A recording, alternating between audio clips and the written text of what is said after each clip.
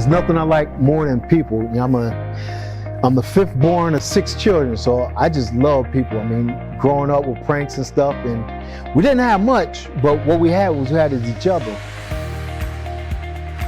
We're all from the same species. We're all Homo sapiens. I mean, 99.9% the same. So we're practically identical.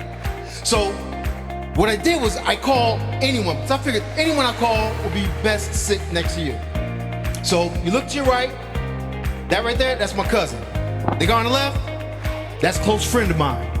With technology and how the world is going, the interpersonal reaction is something that we're missing. So what I want to do is I want to give people another way to see things. I want to help people change their vantage points, so that way, we can build relationships that would improve the quality of life for everyone, and we'll be more healthy. Science already proved that, when you have relationships with people, it's better.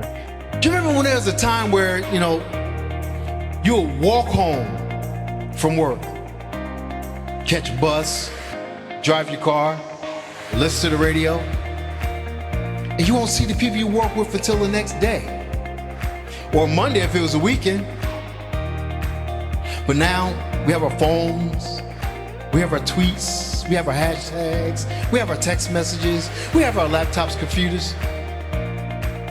And while it's good for us to connect that way, it sort of takes out one of the most important things we need, and that's interpersonal relationships. We don't have relationships with each other like we used to.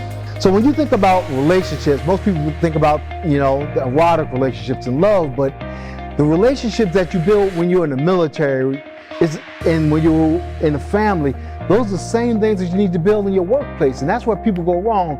They go to work, they do their job, and they leave. But when you establish a relationship with the people that you work with, you can get a whole lot further, faster.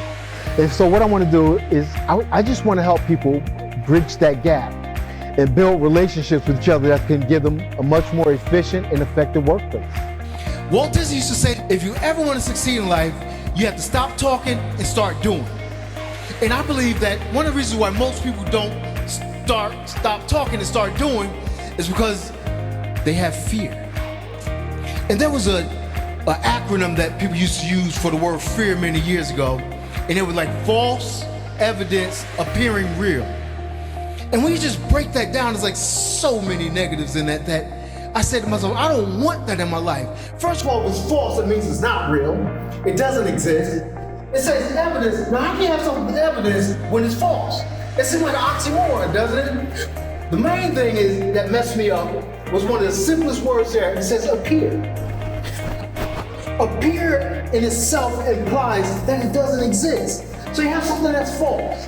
So we know it's not real. To begin with, to come to know, we know it's not real. Evidence. When you think about something evidence is supposed to prove something that's a fact, that's true. But we know that this evidence that we're talking about is something that's false. But then we say appearance. That lets us know that, again, the implication in itself, just by the use of the word, means it's not true. Then it says real.